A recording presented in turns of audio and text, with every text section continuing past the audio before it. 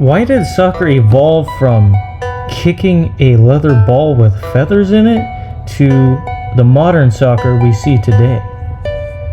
It wasn't the ball, it was people's experience with the game and the rules around it that turned the sport into what it is today. And it all started in China with a game called Cuju. When most people picture soccer's origins, they do not picture this.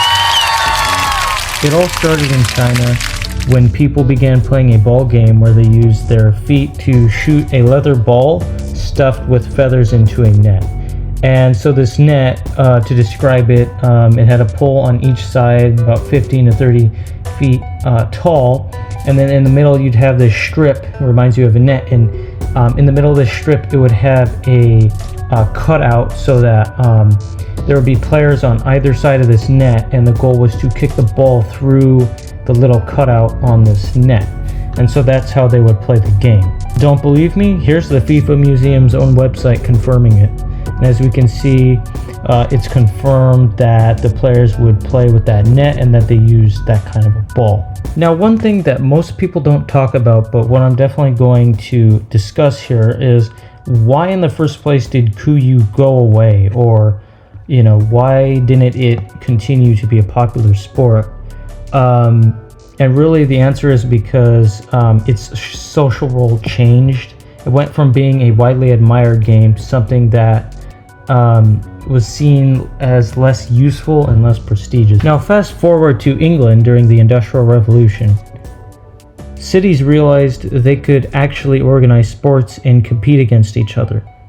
But there was a problem. Every team had its own rules. For example, some favored dribbling with the feet and others favored carrying the ball with their hands. At Cambridge University, students regularly gathered to try to agree on a common set of rules. In 1857, Sheffield Football Club was founded, the first independent football club in history. In 1863, the common rules were finally published, and just days later, the first football federation in history was formed in London, the Football Association. But not everyone agreed. The clubs that favored playing with their hands broke off and formed the first rugby football union in 1871. That same year, the Football Association organized its first ever cup competition. Games lasted 90 minutes, and for the first time, a goalkeeper was introduced. In 1872, the first ever international match took place, England versus Scotland. It ended in a draw. Because England was the leading economic and colonial power at the time, English nationals who went overseas brought the game with them, introducing it to new colonies in Latin America, Africa, Australia, and beyond. It wasn't all smooth sailing. Let's look at a couple of problems along the way. Now, one of the problems with mob football was that it was a very chaotic game. It would lead to injuries, and it often caused damage or unrest in public spaces. So there was official bans. So some English rulers and city authorities issued repeated bans, partly to keep order of huge village-wide street games was not fitting into everyday life anymore. So they couldn't really play, these huge games where you had, two cities basically go and fight each other in mob football. And that's really what happened to mob football. There was no carrying the ball by field players. Each side had 11 players. Scoring, the only way you could score a goal was if the ball was completely across the line of the goal. You also had out of bounds restarts, which required a throw-in, of course. Then we also see fouls and free kicks begin to be a way of punishing legal contact and a way to restart play. We also see offsides being included, and then we also have the standard match length or 2 45-minute halves for making for a 90-minute match. And this was really one of the biggest innovations in football. So really, association football was the biggest leap to modern football out of any of the versions of football we've taken a look at. In 1904, FIFA was founded in Paris with the goal of organizing international matches. Many European nations joined right away. England, however, was reluctant. After all, it was the home to the oldest football association in the world, but after a vote in 1905, England finally joined.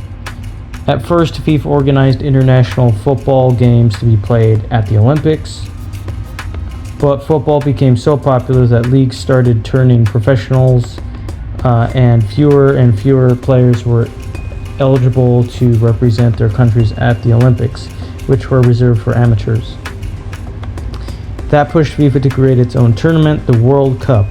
The first was hosted in Uruguay in 1930. The final was played between Uruguay and Argentina, with Uruguay winning 4-2. Even the first World Cup had its problems. Because it was hosted in Uruguay, it would have been far too costly and time-consuming for European teams to attend. The trip alone would have taken months, so only 4 European nations ever even showed up. In 1969, tensions were running high. El Salvador and Honduras had to play 3 qualifying matches for the next World Cup, and none of them wanted to miss it. After the games, the 2 countries went to war, a short conflict known as the Football War, which resulted in roughly 8,000 casualties. The very next year, in 1970, Mexico hosted the World Cup. It was the first World Cup broadcast live on color television.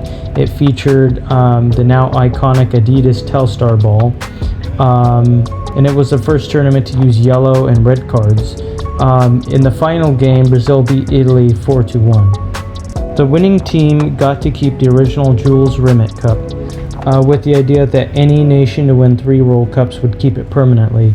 FIFA later created a new trophy that would only stay with the winning team temporarily. In 1974, during the Cold War, West Germany hosted the World Cup. The only match ever played between East and West Germany happened that year. West Germany went on to beat the Netherlands in the final. 1978, Argentina hosted the World Cup, just 2 years after a military coup. The tournament was clouded by suspicions of cheating, since Argentina got to play their matches in a staggered order that let them see other teams' results first. Argentina won the final against the Netherlands. At this time, football was becoming a massive business, generating money through ticket sales, advertising, merchandise, and TV rights. In 1982, FC Barcelona signed Argentine superstar Diego Maradona for what was then a record fee of 7 million euros. Also in 1982, Spain hosted the first World Cup to feature 24 teams. That tournament became infamous for the disgrace of Gijon, where West Germany and Austria appeared to manipulate the result to eliminate Algeria. In 1986, Mexico hosted again, and this World Cup is defined by one man, Diego Maradona. His hand of God goal followed minutes later by his legendary goal of the century against England. In 1994, the United States hosted the World Cup, the first ever decided by a penalty shootout, with Brazil beating Italy in the final. This came shortly after the fall of the USSR and the reunification of Germany. In 1998, France hosted the first 32-team World Cup, and France won their first title on home soil. In 2006, Germany hosted a tournament remembered for the final between France and Italy, a match that ended in a penalty shootout after Zinedine Zidane's infamous headbutt and red card on Materazzi. By the 2010s, football's lavish expenditure on athletes exploded. In 2017, Paris Saint-Germain broke transfer records to sign Neymar Jr. for 220 million euros, followed by Kylian Mbappe in 2018. And that would bring us to today's game, which, as we can see, is much more popular, bigger, richer, and more global than anyone in ancient China could have ever imagined. But even today's game isn't perfect. For example, a controversial but nonetheless is VAR and stoppages.